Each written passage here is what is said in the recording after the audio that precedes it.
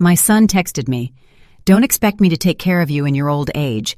I have my own life and my own family." I read the message. Then I calmly replied with exactly 2 words, "Okay." After that, I rewrote my will. And when Malcolm found out about it, he stormed into my house like a real thunderstorm. I'm very glad you're here with me. Please like this video and listen to my story all the way to the very end. And tell me which city you're listening from so I can see how far my story has traveled. My name is Dorothy King. I am 71 years old, and this is the story of how I found myself again after losing my only son. I spent 32 years building a life I was always proud of. My husband James and I raised our son Malcolm in a small, modest but warm home in Pasadena, California. We weren't wealthy, but we were careful.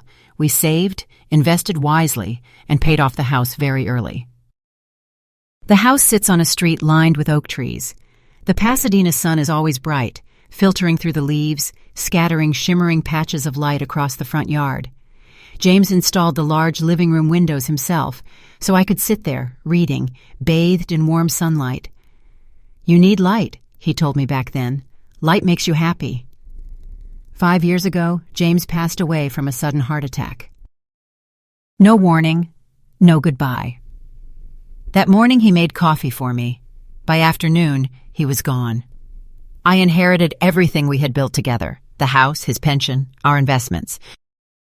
It wasn't a massive fortune, but it was enough for me to live comfortably, and perhaps to leave behind something truly meaningful. Malcolm had always been a good son. At least, that's what I believed. He called regularly, visited on holidays, brought his wife, Tasha, and their 2 children, Miles and Jasmine, over for dinner. We had Sunday meals, birthday celebrations. I helped when I could, babysitting and sometimes financial support, when their roof needed repairs or when Tasha's car broke down. I thought I was being a good grandmother. I never once asked myself, was I being taken advantage of? Until everything began to crack. Every night I missed James. I missed the way he laughed at his terrible jokes, the way he held my hand every evening when we walked around the neighborhood, the way he called me my Dorothy, with such tenderness that it often made me blush. "My Dorothy," he said the last time before leaving for work that day. "Don't forget to make your appointment. Tonight I'm taking you out to dinner." But that night, I had no one to go to dinner with. At the funeral, Malcolm held me tightly. "Don't worry, Mom," he whispered. "I'll take care of you." I promise. And I believed him. I believed every word. The first crack appeared 6 months ago. Malcolm called me, his voice tense. They needed $15,000. Medical bills, he said. Tasha's mother had cancer. Treatment costs not covered by insurance. I didn't hesitate. I transferred the money the very next day. But something didn't sit right with me. At our next family dinner, when I asked about Tasha's mother, asked how her recovery was going, Tasha looked confused. "Recovering from what?" she asked. Malcolm jumped in immediately. "Mom misunderstood. It was just preventative treatment." But by then, the damage was done. I looked into my son's eyes. And I saw a lie. From that moment on, I began to pay attention. Not casually, truly paying attention. I noticed how Tasha's face tightened whenever I mentioned my investment portfolio, how Malcolm slowly steered conversations toward my end-of-life plans, casual-sounding suggestions about moving into a nursing home. "You're getting older, Mom. Wouldn't that be easier?" I am 71 years old, and I run 5 kilometers every morning. What exactly did they think I needed help with? Then came the message that changed everything. I was sitting in the kitchen, drinking coffee. Morning sunlight poured through the windows James had installed with his own hands. My phone vibrated. Malcolm's name appeared on the screen. I smiled. I thought I was about to receive a photo of my grandchildren, but what I read felt like a slap across the face. "Don't expect me to take care of you in your old age. I have my own life and my own family." My hands began to shake. I read it again, Then again, then a third time, no context, no argument beforehand. 3 days earlier, we had eaten dinner together. Everything had seemed normal. What triggered that message? Or had this resentment been simmering for a long time, hidden behind smiles and holiday visits? I sat there for nearly an hour. The coffee in front of me had gone cold, not because I didn't understand the words, but because I understood them all too well. The son I carried for 9 months, the child I stayed up all night caring for when he had a fever, the child I sacrificed my youth to raise, now saw me as a burden. Something broke inside me, not loudly, not dramatically, just quietly. Like a glass falling onto a carpet, no loud sound but impossible to put back together. I remembered Malcolm when he was 6 years old. He drew me a picture on Mother's Day. 3 stick figures, one tall, one medium, one tiny, standing in front of a house with a red roof. "This is Dad, this is Mom, this is me," he pointed to each figure. "We'll be together forever." I hung that drawing on the refrigerator. It stayed there for 10 years. When Malcolm went to college, I placed it in an album. That night, after receiving the message, I took the album out, flipped to that page, the innocent lines. Crayon colors bleeding outside the borders, stick figures with big smiles. "We'll be together forever."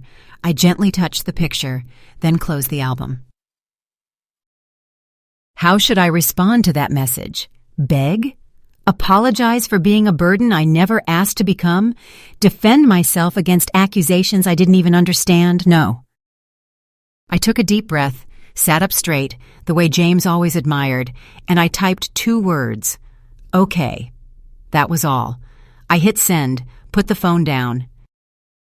My heart was pounding, but my hands were steady. If Malcolm wanted to draw this boundary, I would respect it. But respect has to go both ways. That afternoon, I called my lawyer, Robert Sinclair. We had worked together when James passed away.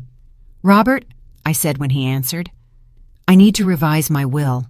Can you fit me in this week?" "Of course, Dorothy. Is something wrong?" "Everything is very clear," I replied. And it truly was. For the first time in months, perhaps years, I saw my situation with absolute clarity. I would not be anyone's retirement plan, not anyone's final payout. If Malcolm had his own life and family to take care of, then I had my own life and my own legacy to decide. But I had no idea that Malcolm was still watching my every financial move, and when he realized I was serious, things began to spiral far beyond anything I had imagined. In the next part, you'll see how my son began to reveal his true face, and the moment I realized this was no longer a family misunderstanding, but a war. If you've ever been treated by family as an obligation or a breathing wallet, stay with me. By Thursday of that week, the trust documents were ready. Robert worked so quickly that I felt both grateful and unsettled by the professionalism and discretion of it all. Everything was prepared like a legal battle, clean, precise, leaving no gaps.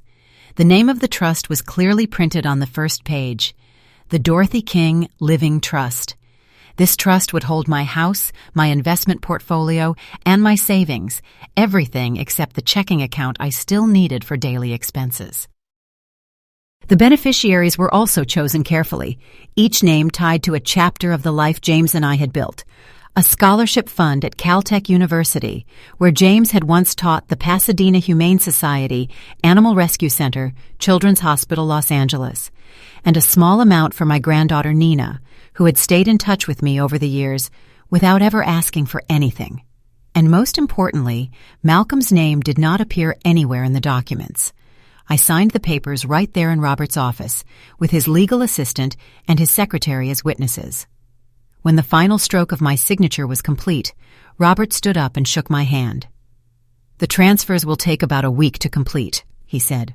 "After that, these assets will be locked. You can't change the beneficiaries unless you dissolve the entire trust." "I understand," I replied. "Thank you, Robert." I stood to leave, but Robert placed a hand on my shoulder, very lightly, but enough for me to feel the seriousness behind his words. "Dorothy, you're doing something brave. Not many people are courageous enough to draw a boundary like that, especially with their own children. I let out a long breath. I don't feel brave, I admitted. I feel like I'm falling apart. Robert looked at me, his voice lowered as if afraid of breaking something further. That's when courage matters most, he said, when it's the hardest. That night, I sat alone in the living room, my phone in my hand like a weight. Malcolm called 3 times. I didn't answer. Warm yellow light spilled across the walls, casting soft shadows. Light that should have made the house feel cozy, but only made it feel emptier. The house was quiet, so quiet I could hear the clock ticking. I remembered evenings when Malcolm was little, laughter from his room as he played with toys, the thumping of tiny feet running down the stairs, his voice calling, "Mom!" with pure excitement, as if every day was a new discovery. And now, there was only silence. I stood up, walked into the hallway, opened the closet, and took out an old photo box. I sat down on the floor, leaning my back against the wall, and began flipping through them one by one. Malcolm at 3, wearing a ridiculous birthday hat, his face covered in cake frosting. Malcolm at 8, in his baseball uniform, holding up his glove with a proud grin. Malcolm at 16 on the day he graduated high school, standing between me and James. Back then, the 3 of us looked strangely happy. Malcolm at 23 on his wedding day, hugging me tightly and whispering, "Thank you for everything, Mom. You're the best woman I know." I lightly touched that photograph, and the question pierced me like a needle. When did he change? Or was I the one who had been blind to the signs all along? I remembered the first time Malcolm asked for money after he got married. He and Tasha had been married for 2 years then, and they visited on a Sunday. After dinner, Malcolm said, hesitating, "Mom, can I talk to you for a minute?" We stepped out onto the front porch. Pasadena's sunset turned everything gold, so beautiful that I once believed that was the color of peace. "I need a favor," Malcolm said. "Tasha's car broke down. Repairs will cost $3,000. I'll pay you back at the end of the month, I promise." I answered right away without thinking, "Son, you don't need to pay me back. We're family." The next day I transferred the money, and Malcolm never paid it back, and I never asked. That was the first time, but not the last. Now, sitting among old photographs, I wondered, when did helping begin to turn into exploitation? And listen, if you're still watching at this point, I want you to try something right now. Think back in your life. Has anyone ever spoken to you in 2 voices? A sweet voice when they needed you, and a cold voice when you dared to say no. Because just a few hours later, I heard Malcolm's second voice. And in that moment, I understood. This conversation was no longer a mother and son misunderstanding. It was a real confrontation. Friday night, Malcolm called for the 5th time. And this time, I answered. "Where have you been, Mom?" His voice was sharp, mixed with worry. "I've been trying to reach you for days." "I've been busy," I said calmly. "What do you need, Malcolm?" Mom, your bank account is gone. I tried to check your finances, and the account doesn't exist anymore." So he was monitoring me that often. The feeling of being violated hit me like a punch to the chest. "I closed it," I said. "It was time to streamline my banking." "Streamline?" Malcolm's voice shot up. "Mom, what's going on? First the lawyer, now this? Are you sick? Is something wrong?" Was I sick? A week ago, I might have softened at that concerned tone. But now, all I heard beneath it was fear. Fear that his share was slipping away. "I'm perfectly healthy," I said. "I'm just organizing my affairs. That's what responsible adults do." "God, Mom, you're acting paranoid." "Someone's been talking to you, telling you things about me, haven't they?" I replied softly, but without trembling. "The only person who told me anything about you was you." I paused. "Do you remember? Don't expect me to take care of you in your old age. I have my own life and my own family. I already explained. I was stressed." "You meant it," I cut in, my voice steady as a nail driven into wood. And I'm just respecting your boundary. You don't want the responsibility of caring for me. Fine. That also means you don't receive the benefits. What benefits? What are you talking about? Good night, Malcolm. I hung up before he could respond. And the strangest thing was, my hands were no longer shaking. My heart wasn't racing either. I was calm, clear, as if for the first time in 71 years I had put myself first, and I was finally breathing after being held underwater for far too long. Saturday morning, 2 days later, I was in the garden trimming rose bushes when I heard tires screech into the driveway. A car door slammed. Heavy footsteps pounded down the path.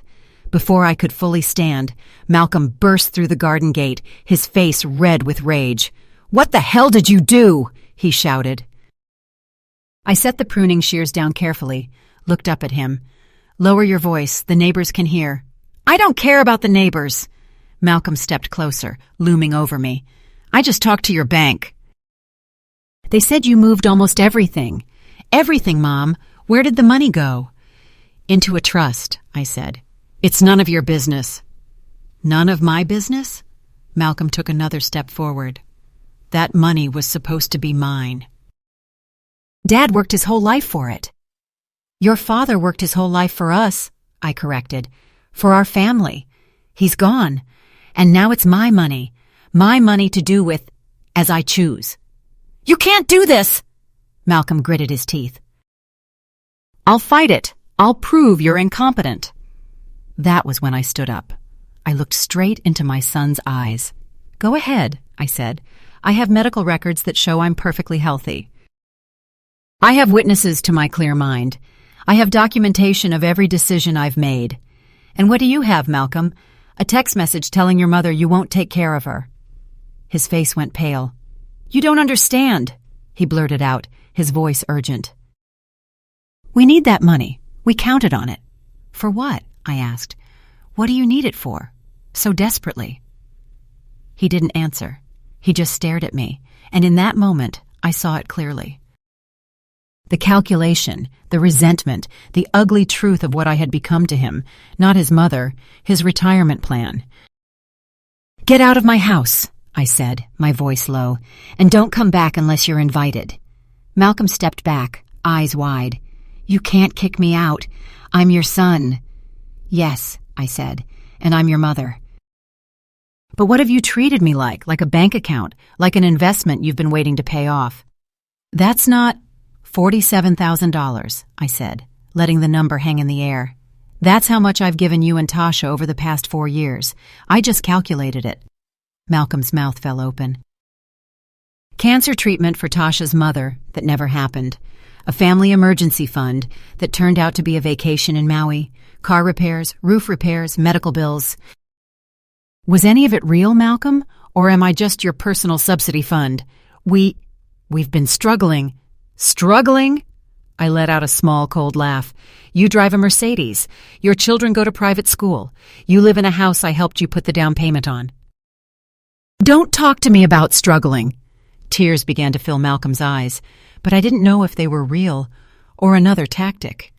You don't understand, he said, his voice shaking. We have pressure. Tasha has standards.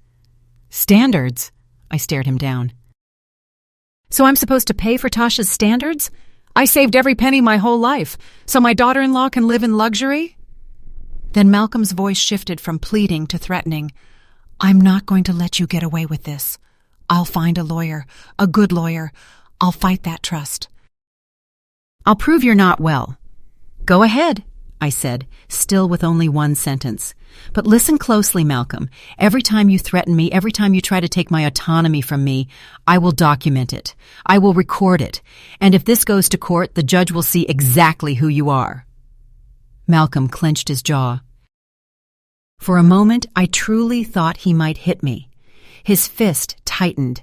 His jaw was rigid, but then he turned, stormed out of the garden, and slammed the gate so hard the hinge snapped. I heard the engine roar. Tires squealed down the road that was usually quiet. Then, silence. I sat back down among the rose bushes.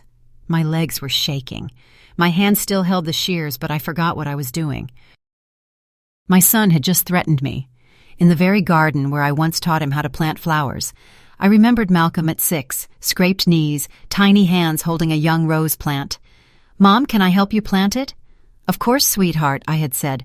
"We'll plant one bush for you. When you grow up, this rose bush will grow with you." That bush was still there, nearly 2 meters tall, full of thorns, beautiful, and dangerous, just like Malcolm. I stood up, brushed the dirt off my pants, and walked into the house. My hands were still slightly shaking when I dialed Robert. "It started," I said the moment he answered. "I need to know what my legal protections are." "Malcolm came?" Robert asked. "He just left." "Threatened to sue, threatened to prove I'm incompetent. Robert, did you see the way he looked at me?" My voice cracked. "Dorothy," Robert said quickly, still calm. "Take a deep breath. You're safe. You did everything right. Monday morning, I'll send you some documents. For now, lock your doors. Don't let Malcolm in if he comes back. And if he harasses you, call the police." "Call the police? On my son?" "On someone who is harassing and threatening you," Robert corrected. "Blood doesn't give anyone the right to abuse you." Monday morning, Robert worked quickly. By noon, I had copies of all legal documents in a safe deposit box at my new bank, a digital backup on a secure cloud service, and a letter Robert drafted, clearly stating my mental capacity and the voluntary nature of every decision I had made. "If this escalates into litigation," Robert explained over the phone, "it helps to have a clear record of your reasons. No emotion, just facts." Then Robert suggested one more thing. "You should consider writing a letter to Malcolm. Document it and notarize it. Explain your choice clearly." On Tuesday afternoon, I spent the entire day writing that letter. Harder than I expected. How do you tell your child he has disappointed you without sounding bitter? How do you record betrayal in language clean enough to stand in court? In the end, I kept it simple, and I wrote exactly the truth. "Dear Malcolm, this letter confirms that I, Dorothy Ann King, in sound mind and body, have chosen to establish a living trust and designate beneficiaries according to my own wishes. This decision is based on your stated unwillingness to provide care or support in my later years, as you informed me on date.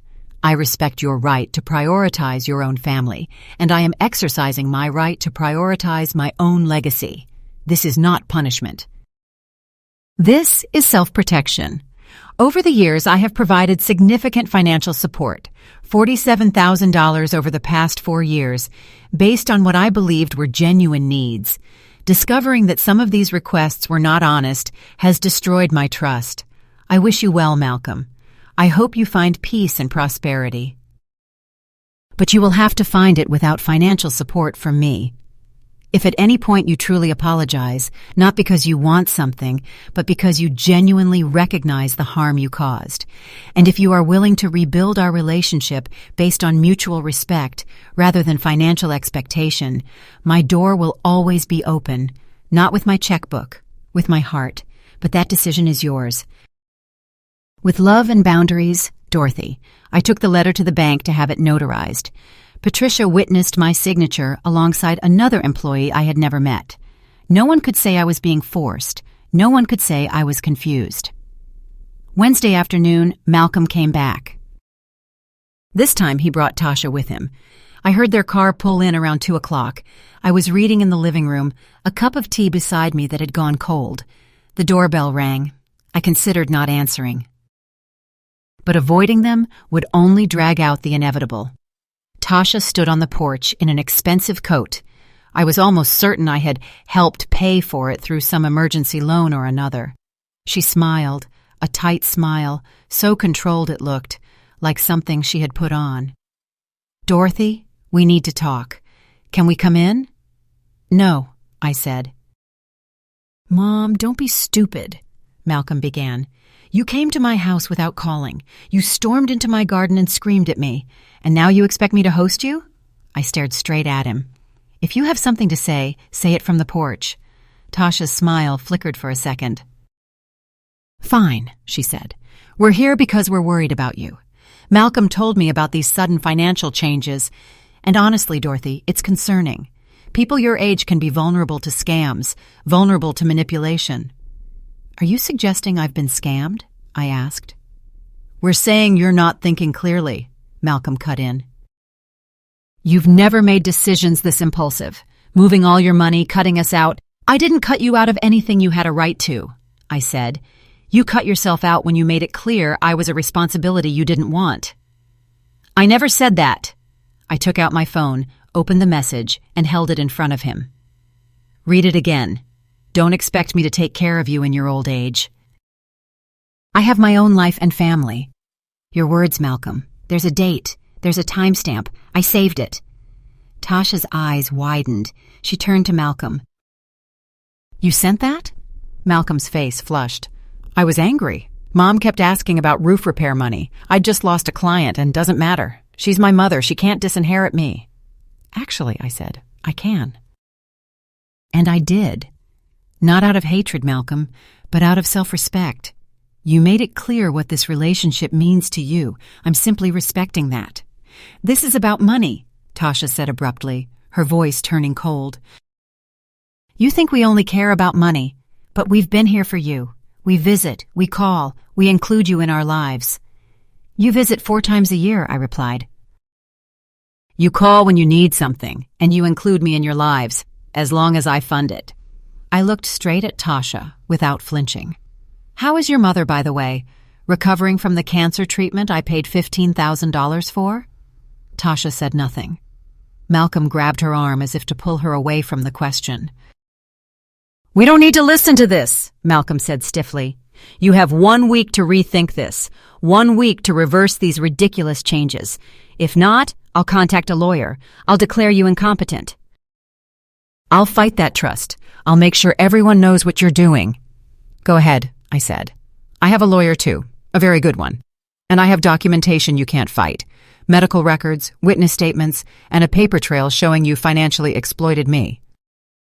Challenge me, Malcolm, please. They left. Tasha was crying. Malcolm was silent, his jaw clenched like stone. I watched their car disappear, and I didn't feel satisfied. I didn't feel victorious.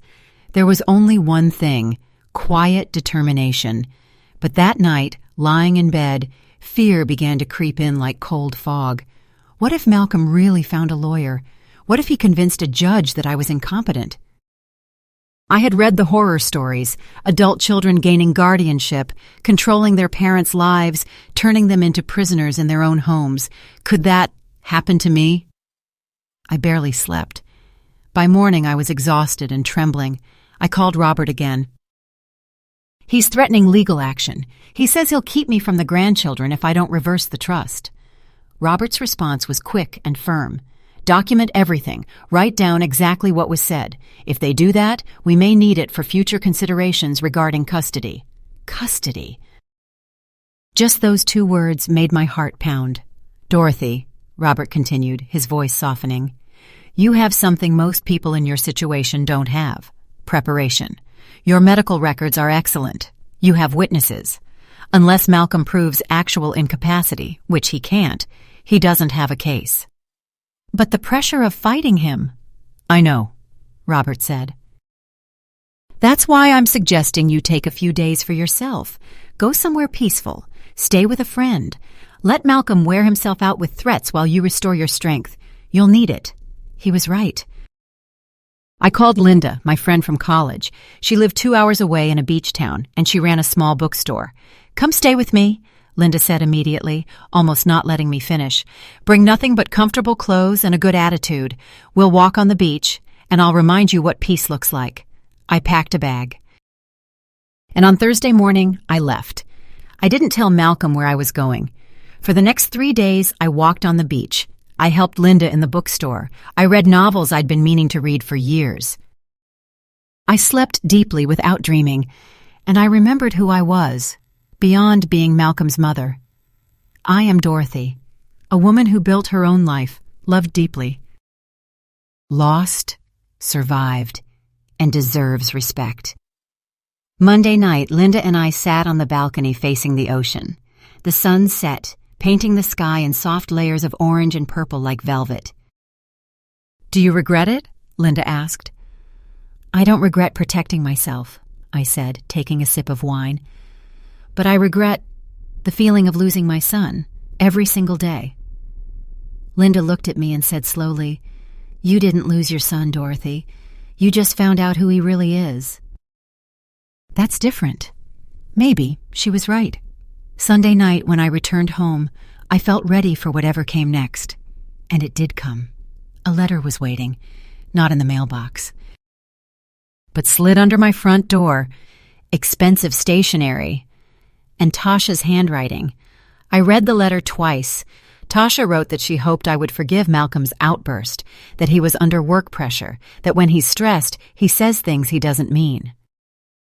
Then she wrote about how much Malcolm loves me, how much he wants to make things right, how he wanted to invite me to dinner on Friday at my favorite restaurant, and like a perfectly aimed arrow, she mentioned the grandchildren, that Miles kept asking why I hadn't visited. A letter full of love, but designed to make me feel guilty, to make me waver, and to wonder if I was the one at fault. It was a complete lesson in manipulation, using affection as bait, using the grandchildren as leverage, and turning me into the one who created the conflict. I looked at the letter, then looked at my quiet home. The Dorothy I used to be might have softened, might have thought I was being too harsh, might have convinced herself she should give them another chance. But the Dorothy I am now, the one who had just spent 3 days remembering her worth, did only one thing. I placed the letter into a folder labeled Documents and wrote down the date. No anger. No panic, just clarity. Because I knew, when someone starts using sweet words after making threats, that isn't reconciliation. That is a tactic. 2 days later, the flowers arrived. 24 roses, crimson red, as if someone were trying to use color to cover up something ugly. Attached was a small card, the handwriting so familiar I didn't need to look at the name to know exactly who it was. "Mom, I'm sorry. Let's talk." "Malcolm." I didn't lift the flowers to smell them. I didn't put them in a vase. I did only one thing. I took a photo of the card, saved it, and added it to my folder of documents. Then I carried the entire bouquet to the nursing home down the street. The staff reacted like they'd been handed an unexpected gift. I smiled too, and I didn't say a word about where the flowers came from. I understood perfectly. When someone is truly remorseful, they don't begin with flowers. They begin with accountability.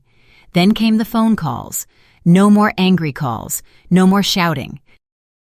Now they were pleading calls. Soft, coaxing, soft in the way that, if you aren't alert, you might mistake it for family coming back.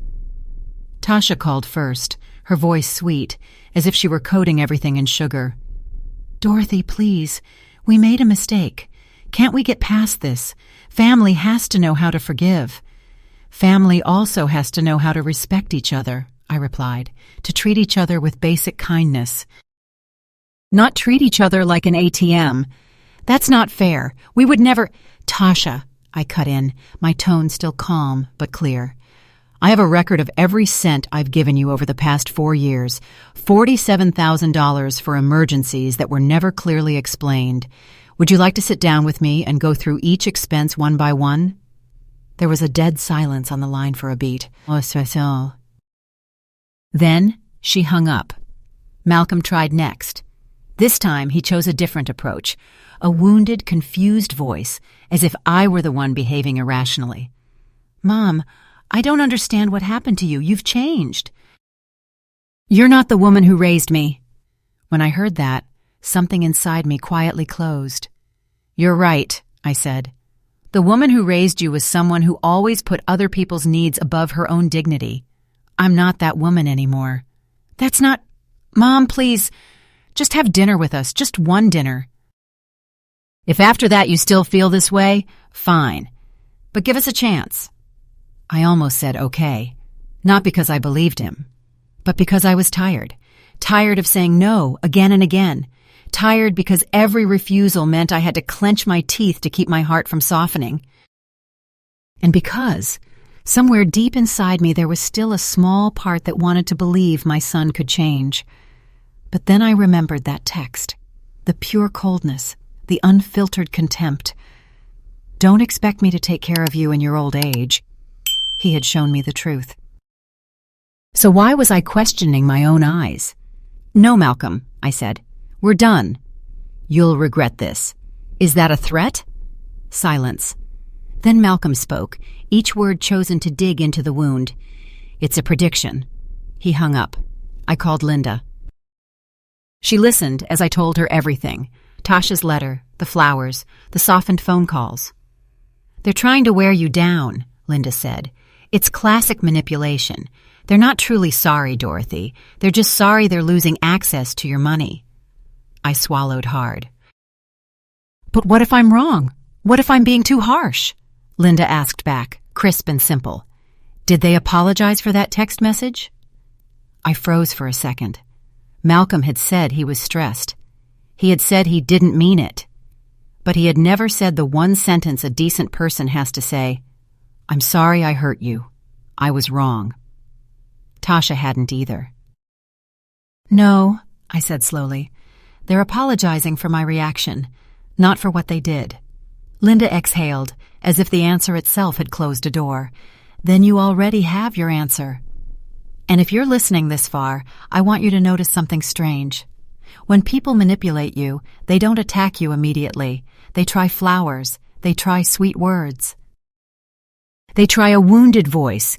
They try playing the victim. And when none of that works, they pull out the strongest thing, the thing they believe you can't resist. And for me, that thing had a very clear name: Miles and Jasmine. 3 weeks after I returned from Linda's on a Sunday morning, they showed up. I was eating breakfast when I heard voices outside, Malcolm's voice, Tasha's voice, and the excited squeals of children. I shot up immediately. They brought my grandchildren. They brought Miles and Jasmine. I opened the front door before they could even ring the bell. Miles, 6 years old, ran ahead, holding something up like a trophy.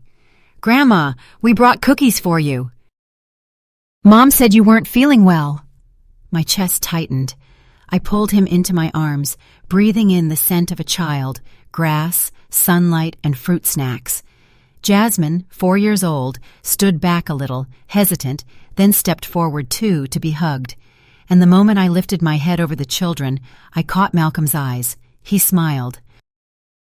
But that smile didn't reach his eyes. "We thought we'd surprise you," Tasha said brightly.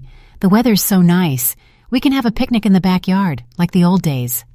"You should have called first," I said carefully, forcing myself to step back from the hug so I could look straight at the situation. Miles looked up at me, his voice suddenly small, like someone had squeezed it out of him. "Grandma, you don't want to see us?" That question felt like someone drove a needle straight into my heart. What could I say? That I wanted to see him, but I didn't want to be forced with him as a tool? That I loved them, but their parents were turning that love into a hostage situation? I bent down and smoothed Miles's hair. "Of course Grandma wants to see you, sweetheart. But grown-ups have to call before they visit." "We did call," Malcolm said. "You didn't answer." "Yes, because I saw his name and let it go to voicemail, because I had to protect my peace." "Come on, Mom," Malcolm continued, his tone soft, with a clamp underneath it. "Let us in. The kids are excited to be with you." The trap was obvious. Reject them means rejecting the kids. I stepped aside. What choice did I have? They settled into my living room as if it were their home. Miles and Jasmine sat on the floor with a coloring set Tasha had brought, conveniently enough to feel suspicious. Malcolm and Tasha sat on the sofa, looking so natural it made me feel cold. Tasha opened a box of homemade cookies, exactly the kind I liked, exactly the kind she knew would soften me. Malcolm complimented my house, complimented how well I maintained it. Every word was calculated. 20 minutes of small talk dragged on like torture. Then Tasha went straight for it. "So, Dorothy, we've been thinking about everything, and we want to apologize." "We're sorry," Malcolm echoed. "Mom, we handled this terribly." I shouldn't have sent that text. I was angry about work, about money pressure, and I took it out on you. I'm sorry." It sounded smooth like lines rehearsed in the car on the drive over. I looked at Malcolm, then at my grandchildren coloring about 10 feet away. I understood what was expected of me, to accept this apology because the kids were there, because of the family atmosphere. But I couldn't. "What exactly are you apologizing for?" I asked. Tasha blinked, as if she hadn't expected that question. "For hurting you, for making you feel like we don't care." "But do you care?" I asked, my voice even. "Or do you only care about my money?" Malcolm's jaw tightened.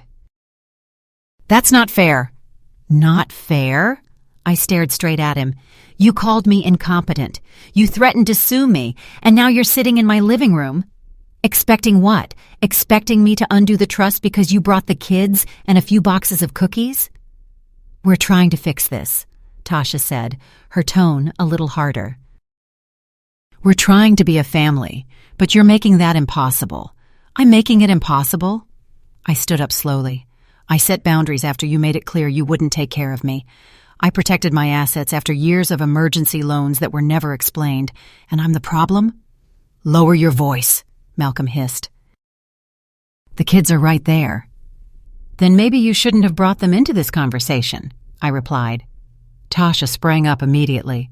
"Miles, Jasmine, go play in the backyard. Grandma has a beautiful garden."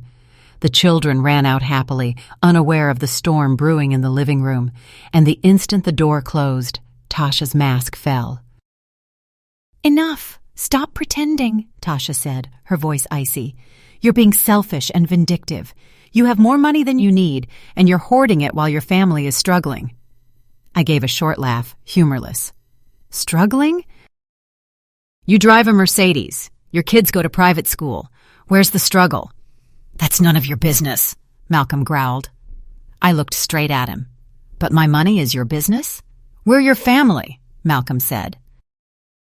"And what have you done?" I stood looking down at them. "Name one thing you've done for me in the past 5 years that had nothing to do with inheritance." No one could answer. Silence spread, heavy as stone. Then Malcolm spoke, low and dangerous. "Here's what's going to happen.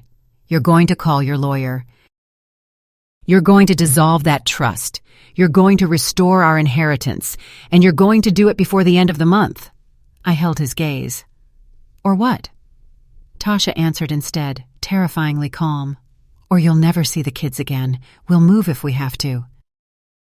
We'll tell them you don't want to see them, that you chose money over family." That hit me like a real punch. Miles with his missing tooth grin, Jasmine with her off-key singing. The thought of never holding them again made my throat tighten with pain. But even through the pain, I could see exactly what this was, the final weapon. The children. They were willing to hurt their own kids just to force me to give in. "Get out of my house," I said very softly. "Right now." "You'll regret this," Malcolm said. "I said get out of my house," I repeated, unchanged. "And if you use the children as leverage one more time, I will document it. I will make sure any judge understands exactly what kind of parents you are." Malcolm's face darkened with rage. They rushed into the backyard, yanked the children away almost before they could say goodbye. "But Grandma," Miles started, only to be cut off by the slam of a car door. I stood there watching the car pull away down the driveway, and my entire body began to shake.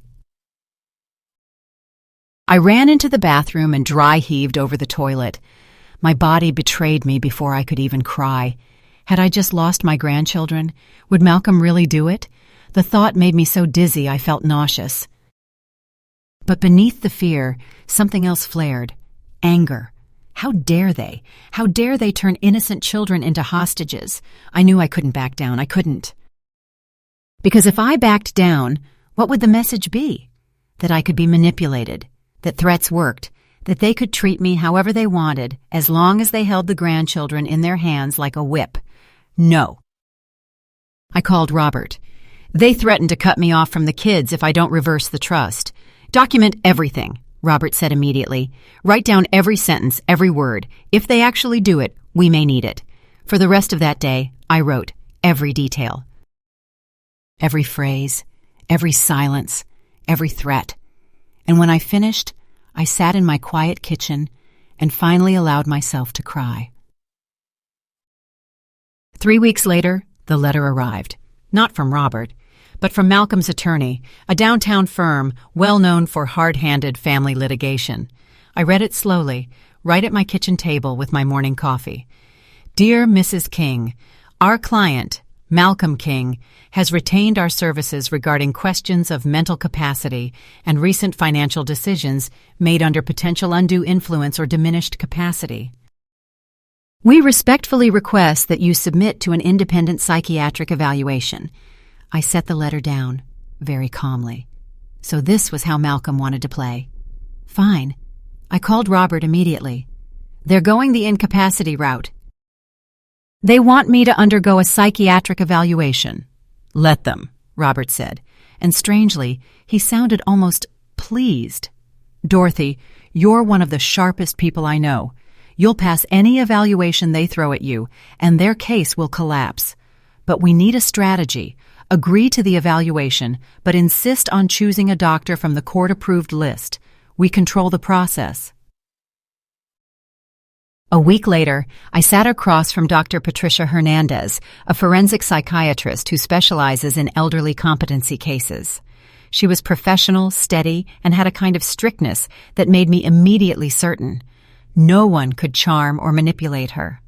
3 hours. She asked about my life history, my education, my financial decisions, my relationship with Malcolm. Then came the cognitive tests, memory, logic, puzzles, sequences of questions that force you to be truly alert. When we finished, she wrote a few lines, then looked straight at me. "Mrs. King, I will submit my official report to the court, but I can tell you right now, there is no evidence of cognitive decline, diminished capacity, or undue influence. Your decision, while it may appear unusual from the standpoint of family dynamics, is entirely rational and carefully considered." "Thank you," I said, my voice rough with relief. Dr. Hernandez leaned forward slightly, as if what she was about to say was for me alone. "And off the record," she said quietly, "I've seen this pattern before. Adult children who view themselves as the default heirs often react very badly when parents exercise autonomy. What you're experiencing is elder financial abuse, only in reverse. They're trying to abuse you into compliance."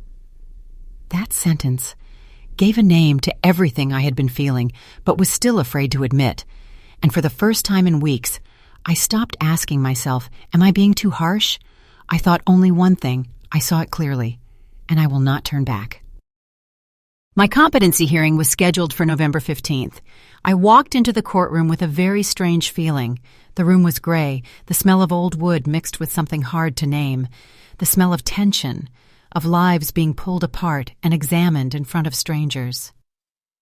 Across the aisle, Malcolm and Tasha sat beside their attorney, a slick man with smooth-combed hair, an expensive suit fitted tight across the shoulders, as if he were preparing to perform rather than argue. They didn't look at me. Not a nod, not a glance, as if I were just a problem to be handled. As for me, I sat next to Robert Sinclair, back straight, hands neatly folded on my lap. I wore my best suit, my hair carefully arranged, every movement controlled to stay calm. Not to prove anything, but to remind myself I was still in charge of my own life. Malcolm's attorney stood first. He began with a story so polished it sounded fabricated. He painted me as a grieving widow, isolated, vulnerable, making erratic financial decisions because no one was left beside me. He implied I was being influenced by my own attorney, Robert. He tossed out baited phrases, early stage, possibly, signs, potential, and ended with a word that made everyone shudder. Dementia. I stared straight ahead and showed no emotion. Robert did the same. He didn't change expression, didn't shift. He simply listened, like someone accustomed to people twisting truth with words. Then it was our turn. Robert rose, calm, crisp, no theatrics. And then Dr. Patricia Hernandez stepped up to the witness stand. Dr. Hernandez destroyed their entire case in exactly 15 minutes. She laid out each point with clarity. My cognitive evaluation results were flawless. My ability to understand and interpret my financial situation was fully intact. My reasoning for my decisions was coherent and consistent. She also emphasized simple facts with heavy weight. I managed my own household. I drove independently. I maintained an active social life. And there were no signs of decline whatsoever. Then she looked straight at the judge, her voice neither loud nor soft, but each word stamped like a seal. In fact, Mrs. King demonstrates financial knowledge and logical reasoning above the average for her age group.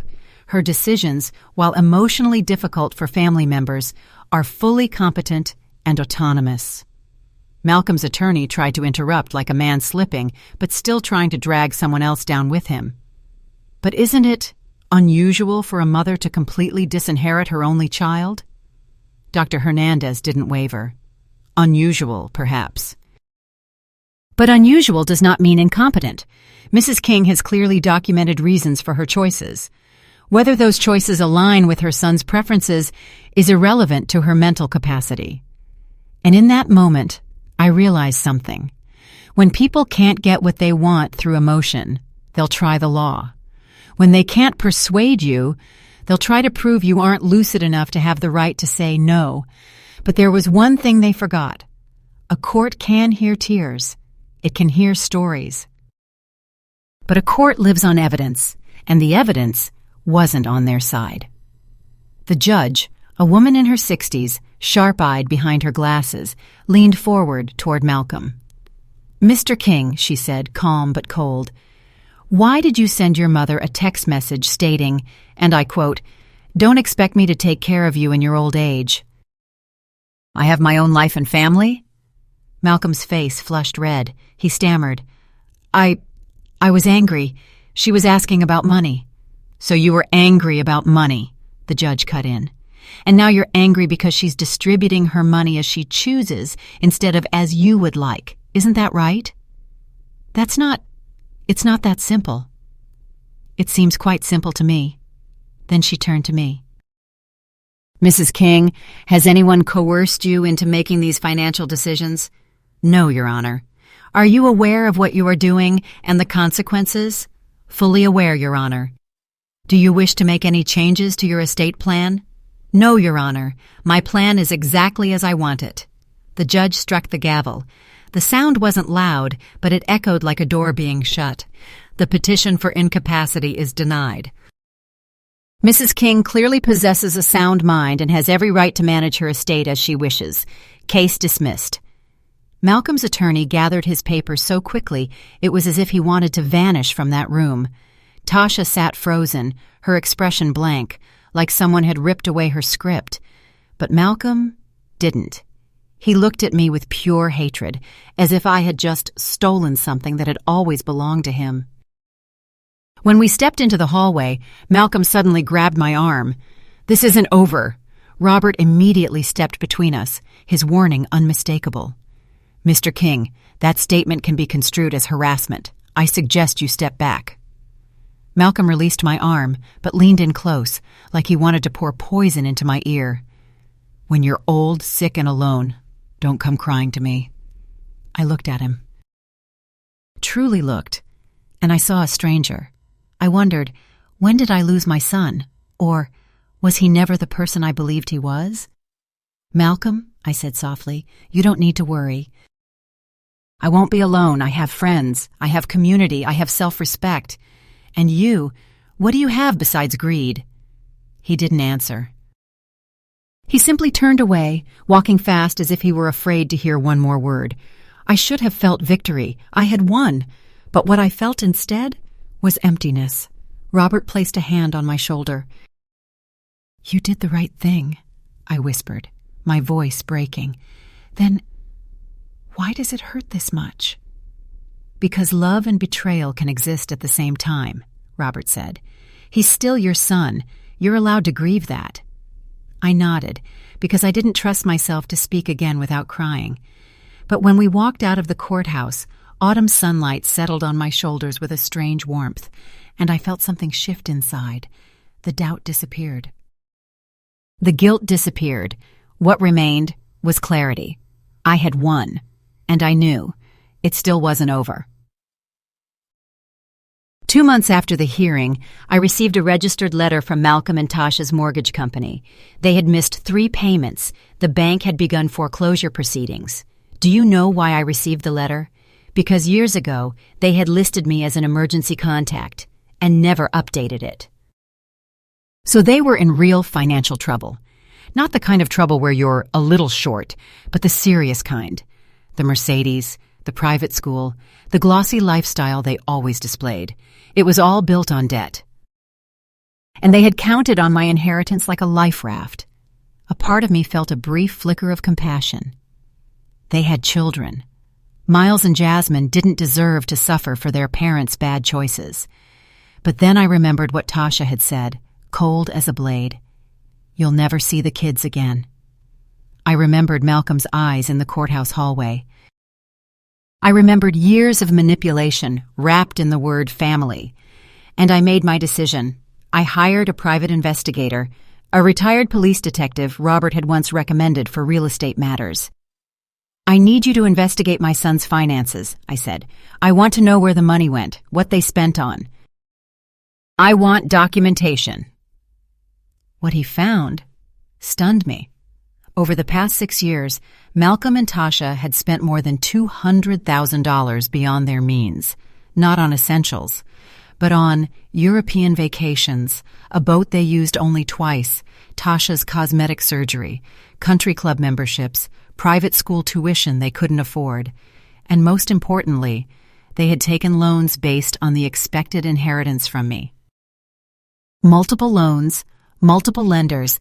They were so confident, so sure I would die and leave them everything, that they borrowed in advance, as if the inheritance were already in their pocket. Then the investigator handed over another folder, emails. Years earlier, Malcolm had exchanged messages with an estate attorney asking about ways to speed up an inheritance in case parents were difficult. The attorney refused to be involved, but the emails still existed. I sat in Robert's office reading line after line, and I felt nauseated. He's been planning this for years. It appears so, Robert said carefully. Then he looked straight at me. Dorothy, I need to ask, do you want to pursue this? We have evidence of fraud, possibly elder financial exploitation. We could file accusations. I pictured my son in handcuffs, my grandchildren visiting their father in prison. A long, public, dirty scandal. And even though Malcolm had hurt me, I still thought of Miles and Jasmine. No, I said at last. No criminal charges, but I want them to know. I know. I want them to understand they've lost. Robert nodded, then helped me draft a letter. It was delivered by courier to Malcolm's home on a Tuesday morning. Malcolm and Tasha, I currently have a complete financial record showing your spending pattern, your loans taken out based on my anticipated estate, and your communications concerning efforts to accelerate my inheritance. I also have documentation of your threats to deny me access to the children, your false statements about my capacity, and your harassment. I want to be clear. I will provide you with no financial assistance, now or in the future. Your mortgage crisis is yours to resolve. Your debts are yours to repay. Your financial choices are the consequences of your own actions. However, I am not cruel. Attached, you will find contact information for financial counseling services, debt consolidation resources, and family therapy options. I advise you to use them. My estate plan will not change. When I pass away, my assets will be distributed as designated in the trust. You will receive nothing. However, I have one final offer. If at any point you truly apologize, not because you want something, but because you genuinely recognize the harm you caused, and if you are willing to rebuild our relationship on mutual respect rather than financial expectation, my door will always be open. Not with my checkbook, with my heart. But that decision is yours, Dorothy. I heard nothing for 3 weeks. No calls, no letters, no flowers, until Christmas Eve. There was a knock at the door. I opened the door, and my heart nearly stopped for a beat. Miles and Jasmine were standing on the front steps, holding hands with a woman I had never met. The two of them were bundled in thick coats, cheeks red from the cold, and their eyes lit up the moment they saw me. Out on the street, Malcolm's car was parked along the curb. I could clearly see his silhouette sitting inside, but he didn't step out. He didn't even look toward my house. The woman spoke first, her voice calm and professional. She introduced herself as the court-appointed supervisor for family visits. Then she said one sentence that felt like someone had clenched my ribs in a fist. Malcolm and Tasha had lost their home. They had to move in with Tasha's parents in another state. And as part of the bankruptcy process, they were required to agree to supervise visitation so I could see the children. I understood immediately. This did not come from kindness. The court issued the order after someone, and I didn't need to guess too much. I suspected Robert had filed a complaint related to grandparents' visitation rights. But you know what? I didn't care what their motives were. I cared about only one thing. I had my 2 grandchildren. For 2 hours, we baked cookies. Flour covered Miles's hands, and Jasmine kept sneaking crumbs into her mouth and giggling like it was a tiny secret. We read stories. I sat in my familiar armchair, and the two of them climbed in on either side, as if their bodies remembered exactly where safe was supposed to be. We played in the sweet cold of snow that had just begun to fall softly outside, thin flakes like paper glittering under the streetlights. When it was time to leave, Jasmine clung tightly to me and whispered, as if she was afraid I would disappear too, like something warm from a dream. "Grandma, can we come back?" I bent down and kissed her hair, my heart aching and softening at the same time. "Any time, sweetheart. Any time." I stood and watched the car pull away. Malcolm still didn't step out, and he still didn't look toward my house. Not even once. I had won. Not in the way I once prayed for. I had wanted my son back, whole, loving, and sincere. But I had won on the terms that mattered most, my autonomy, my dignity, and the peace I had paid far too much to keep. 6 months later, spring arrived in Pasadena like a brilliant explosion of cherry blossoms and clear, bright mornings, the kind of brightness that makes you want to breathe deep and believe you still have time to begin again. I started every day with a 5-kilometer run, not to prove anything to anyone, just to hear my own heartbeat clearly, still alive, still strong, still moving forward. My new doctor even said something that made me laugh. He told me my cardiovascular health was like someone 15 years younger. At Linda's suggestion, I joined a book club, a group of women from 50 to 80 who met every week. At first, I planned to try it once, but then I found something there I hadn't had in years: companionship without demands, conversations without conditions. Slowly, we became close friends. I also began volunteering at Children's Hospital Los Angeles, one of the beneficiaries of the trust I established. I read to children in treatment, played games with them, and sometimes simply sat beside worried parents so they wouldn't feel alone. The scholarship fund at Caltech helped 3 students. I received thank you letters from them. Those sincere words made me cry. Not the kind of crying that hurts, but the kind that releases. Like my heart finally understood, I can still create something good. This is legacy. This is meaning. My granddaughter Nina and I grew closer too. Once a month she came to visit, steady and gentle, with no demands, no calculations, just presence. My home began to fill with friends, laughter, and purpose. I bought season tickets to the symphony. I returned to painting, the thing I had abandoned for far too long, and then I sold 2 pieces at a local gallery. I had forgotten what pride felt like. It turns out it isn't loud, it's quiet, and it's warm. This is the life I deserve. While I was learning how to live again, Malcolm and Tasha's life kept sliding downward. Bankruptcy, foreclosure. The Mercedes replaced by an old 10-year car. Tasha had to work retail. Malcolm lost his business and now sells electronics. The children also left their private school. They built a life on money they didn't have, and they gambled on an inheritance they never earned. The strange thing is, I didn't feel smug. I felt sad. Sad that they wasted years chasing flash and shine, while the most valuable thing, real family, they destroyed with their own hands. Sad because if they had stopped sooner, lived more honestly, maybe it wouldn't have turned out like this. And I learned something important. You can't save someone from themselves. The supervised visits with Miles and Jasmine continued regularly every month. Last time, Miles looked up at me and asked, his voice innocent, but slicing straight into my heart, "Why don't we see you more?" I had to choose every word carefully, because I couldn't pour adult poison into a child's heart, but I also didn't want to lie. Because sometimes adults make choices that hurt the people they love, I said. But you need to know this one important thing. Grandma will always love you. Always. And whenever you need me, I'll be here. Miles blinked. Even when we grow up? I smiled and gently brushed his cheek. Especially when you grow up. And I decided something. When they turn 18, each of them will receive a letter that will already be waiting, explaining everything, telling the truth in the kindest way possible, and giving them the support they'll need for college, so they can grow up with an anchor, not a vague wound. Looking back now, I understand what that text message gave me. Freedom. Freedom to see clearly. Freedom to choose myself. Freedom to build a life rooted in dignity instead of obligation. I learned that setting boundaries isn't cruelty, it's self-protection. That you can love someone and still refuse to be manipulated. That real family is built on respect, not just blood.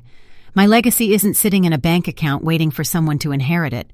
It lives in the students who get an education, the sick children who are comforted, the relationships nourished by genuine care. So if one day the person you love only sees you as a check, what will you do? Do you have the courage to walk away? Thank you for listening to my story. I hope it gives someone out there the strength to choose themselves, because you deserve respect, always. If this story touched you, even just a little, please subscribe and turn on notifications so you don't miss the next stories. And leave a comment. Where would you draw the line? I read every single one. And who knows, your answer might help someone else find the strength to stand up.